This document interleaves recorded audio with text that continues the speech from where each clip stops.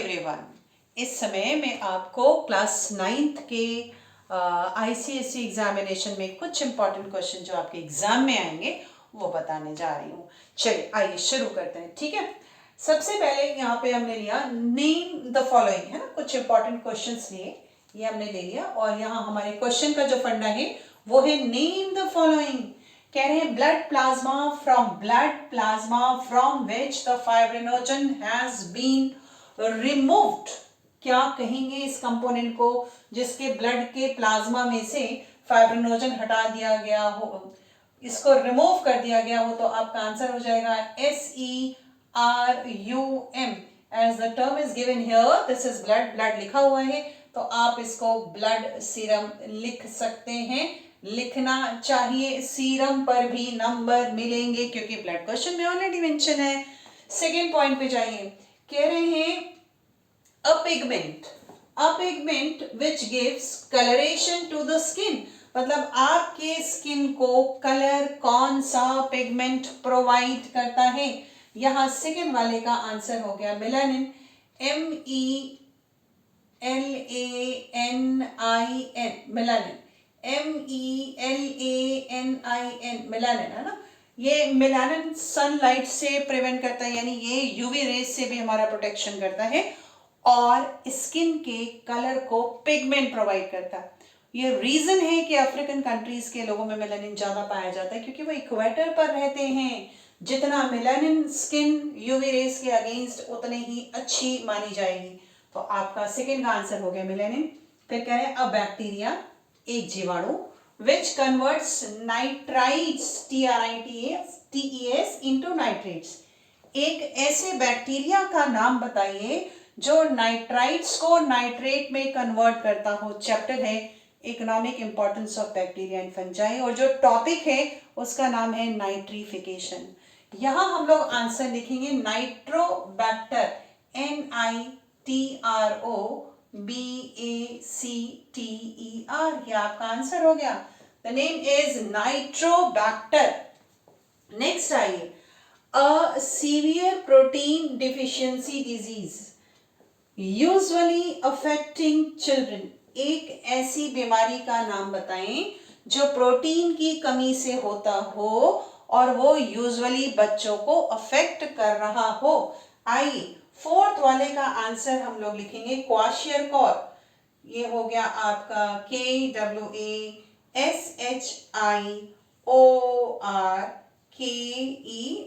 ये हो गए हम क्वाशियरकॉर। फिर कह रहे हैं फिफ्थ वाले में आए कवरिंग ऑफ वैक्यूल, है ना। अब ये क्वेश्चन ना सेल वाले चैप्टर से आए। कह रहे हैं कि जो सेल के अंदर वैक्यूल पाई जाती है उसके चारों तरफ कौन सी मेम्ब्रेन है। तो पहले मैं इससे आपको कनेक्ट करवाती हूँ कि बेसिकली ये पूछ क्या है। देखिए ये एक हमने सेल बनाई, डेफिनेट सी बात है कि वैक्यूल अगर ये पूछ रहे हैं तो ये प्लांट सेल में वैक्यूल का साइज बड़ा होता है तो सेल वॉल बना लेते हैं। ठीक, लिख लेते हैं, ये सेल वॉल हो गई। ये हो गया हमारा सेल वॉल जो कि सेलुलोज का बना है। थोड़ा एड ऑन कर लेते हैं, आपका रिवीजन हो जाएगा। ठीक है, अब इसके अंदर इस सेल वॉल के अंदर जो सेलुलोज का बना हुआ है ये हमने प्लाज्मा मेम्ब्रेन बना ली, इसको भी लिख लेते हैं। ये हो गई प्लाज्मा मेम्ब्रेन। ठीक है, ये हमारा आ गया प्लाज्मा मेम्ब्रेन। और उसके बाद इसके अंदर एक बड़ी सी वैक्यूल बनाई यूं। तो आखिर इस वैक्यूल के अंदर भी ये खाली नहीं है, ये भरा हुआ है, वैक्यूलर सैप है, इसके अंदर सैप प्रेजेंट है। अब इसके चारों तरफ जो मेम्ब्रेन है ये आपका क्वेश्चन है, क्या है, कवरिंग ऑफ वैक्यूल। तो इसका जो आंसर होगा वो होगा टोनोप्लास्ट। ये आपको मिलेगा PLAST, ये आपको मिलेगा सेल वाले चैप्टर में। यानी इसका जो आंसर हुआ, इसका आंसर हम लोग लिखेंगे टोनोप्लास्ट, PLAST। और अब जो बी पार्ट का क्वेश्चन है ना, आइए देखते हैं। कह रहे हैं कि स्टेट वेदर द फॉलोइंग, नीचे लिखे हुए statements are true or false, rewrite the false statement correcting by changing the first or the last word or words. कहने का मतलब ये हुआ, कह रहे हैं कि पहले तो आप ये बताइए कि नीचे जो ये 1 2 3 4 5 लिखे हैं ये ट्रू है या फॉल्स है, पहला स्टेटमेंट। फिर ये कह रहे हैं कि अगर ये स्टेटमेंट जो नीचे 1 2 3 4 5 लिखे हैं ये फॉल्स हैं तो उनको करेक्ट करिए।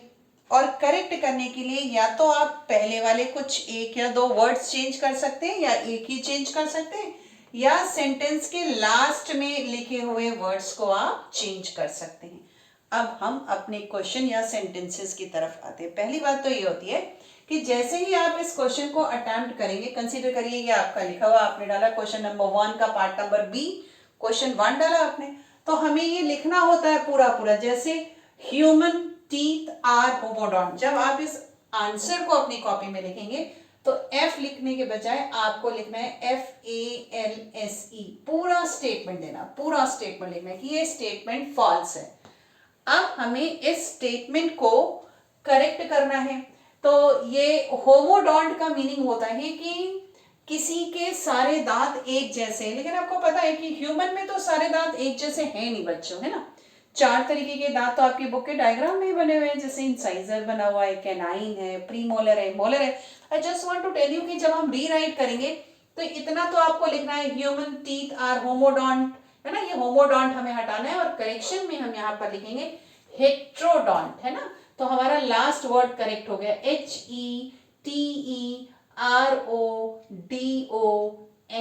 ये हमने कर लिया। पहला स्टेटमेंट ये होगा फॉल्स, और फिर मैं सेंटेंस को इस तरीके से रीराइट करूंगी और सेंटेंस होगा human teeth are heterodont. Second वाले पे आते हैं, आइए क्या कह रहे हैं आपसे। वो कह रहे हैं हाइड्रोफिली। हाइड्रोफिली का मतलब होता है कि जिसमें किसी फ्लावर को पॉलिनेशन के लिए पानी की जरूरत पड़ती है, ठीक। आइए चलते, कह रहे हैं hydrophily is found in dahlia. Dahlia में हाइड्रोफिली नहीं होती, क्योंकि आपको पता है कि डहेलिया गमलों में उगाए जाने वाला बहुत खूबसूरत प्रिटी विंटर सीजन का इस समय हो सकता है, बहुत सारे लोगों के घरों में लगाओ, बड़े बड़े मर्जेंटा रेड, स्कार रेड और येलो कलर के फ्लावर होते हैं। तो अगर फ्लावर पानी के बाहर गमले में लगा है तो उसमें हाइड्रोफिली कैसे हो सकती है। तो इसको हम दो तरीके से कर सकते हैं। हाइड्रोफिली की जगह यहाँ इंसेक्ट पॉलिनेशन हो सकता है, मैं आपको इजी तरीका बता सकती हूँ। ये पहले तो जब स्टेटमेंट लिखेंगे तो हमारा जो पहला वर्ड होगा उसके लिए हम लोग फिर वैसे ही लिखेंगे फॉल्स, लिख दिया। इसके बाद hydrophily is found in, example ले लीजिए, दैट इज वेलिसिनेरिया। वेलिसिनेरिया ये प्लांट का नाम लिख दिया हमने, राइट। तो ये हम जब रीराइट करेंगे तो इसको इस तरीके से लिखा जाएगा। थर्ड क्वेश्चन क्या कह रहा है, cambium is located near the tip of root and stem. पहले तो ये बता दूं कि जो स्टेटमेंट है वो कहना क्या चाह रहा है। स्टेटमेंट ये कहना चाह रहा है कि कंसीडर करो एक स्टेम का ये टिप बनाया और ये रूट का एक टिप बनाया, है ना, रूट बनाया, ये सॉइल की एक सरफेस बना लेते हैं यहाँ। तो कह रहे कैम्बियम या तो यहाँ होता है यहाँ यहाँ होता है। तो पता है कि मेरिस्टेमेटिक टिश्यू जो कि एपिक्स पे होगा ना, वो एपिकल मेरिस्टेम होता है, कैम्बियम नहीं होता। तो अब इसमें स्टेम में इस कैम्बियम को ढूंढे, कैम्बियम इसके लेटरल साइड में होता है, यहाँ होता है। तो यहाँ पे क्या करेंगे कि इस वाले टिश्यू को, एपिकल टिश्यू को कैम्बियम की जगह पे लिख दिया जाए, तो हमें मिल जाएगा कि apical tissue is located near the tip of root and stem. यानी एपिकल टिश्यू स्टेम के टिप पर और रूट के टिप पे पाया जाता है। तो पहले तो हम लोग इस आंसर को कैसे लिखेंगे, पहले हम इसको लिखेंगे फॉल्स, पूरा हमें लिखना होगा, ये लिख दिया हमने। और कैम्बियम को हटा देते हैं, इस कैम्बियम की जगह लिखेंगे apical meristem, APICAL, apical meristem, MERISTEM। ये हो गया आपका आंसर। क्या, apical meristem is located near the tip of root and stem. और ये शूट बनाने की कोशिश की, यानी स्टेम, और ये रूट बनाने की कोशिश की, उसके एपेक्स पे टिश्यू दिखाया। फोर्थ कह रहे हैं, क्या कह रहे हैं आपसे, aerobic respiration of 1 mole of glucose. Glucose का मतलब हुआ C6H12O6। कह रहे हैं कि ग्लूकोज की एक मॉलिक्यूल का ऑक्सीडेशन करने पर 136 ATP बनते हैं। जी नहीं, ऐसा बिल्कुल नहीं होता। एक मॉलिक्यूल को जब हम ग्लूकोज के एक मॉलिक्यूल का ऑक्सीडेशन करेंगे तो 38 ATP बनेंगे। यानी इसमें भी पहले आपको स्टेटमेंट लिखना है फॉल्स, और जो करेक्शन आप स्टेटमेंट, पूरा स्टेटमेंट लिखा जाता है कॉपी में बेटा, जब आप लिखेंगे ना पूरा स्टेटमेंट, जो करेक्टेड फॉर्म है उसको अंडरलाइन कर दीजिए, करेक्शन और इजी हो जाता है। तो ये हो गया 38 ATP, राइट। अच्छा, अब फिफ्थ वाले देख रहे हैं आप, नीचे जो लास्ट वाला है ये क्या है, vermi form appendix is a vestigial organ. पहली बात तो ये कि ये ट्रू है, ये स्टेटमेंट TRUE है, ट्रू है। रीराइट तो करने की जरूरत नहीं है, लेकिन ये तो पता चले कि वर्मी फॉर्म अपेंडिक्स होता कहाँ है ना। ये एक सेकंड दीजिएगा आप मुझे, थोड़ा सा स्टेटमेंट ये वाला क्लियर कर लूं तो हमें जगह मिले और हम बताएं आपको बिल्कुल कैसे क्लियर करके। फोर्थ वाला ही हटाया मैंने। डाइजेस्टिव सिस्टम को जब आप पढ़ते हो तो डाइजेस्टिव सिस्टम में क्या होता है, डायफ्राम के नीचे आपने बनाया स्टमक, और स्टमक के नीचे बनाया ड्यूडेनम। लार्ज इंटेस्टाइन दिखाते हैं आप ऐसे यूं, ये नीचे रेक्टम ओपन हो गया, और लार्ज इंटेस्टाइन को जरा पूरा ड्रॉ कर लिया जाए ऐसे ऐसे ऐसे।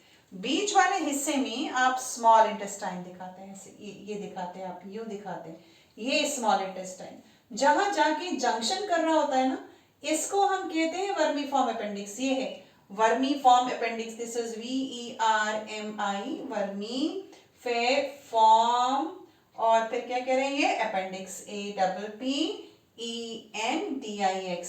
तो वर्मी फॉर्म अपेंडिक्स का हमारे डाइजेस्टिव सिस्टम में कोई काम नहीं होता। जब कोई काम नहीं है तो हम उसको वेस्टिजियल ऑर्गन कहेंगे, इसलिए वेस्टिजियल ऑर्गन के फॉर्म में, इसलिए स्टेटमेंट ट्रू है।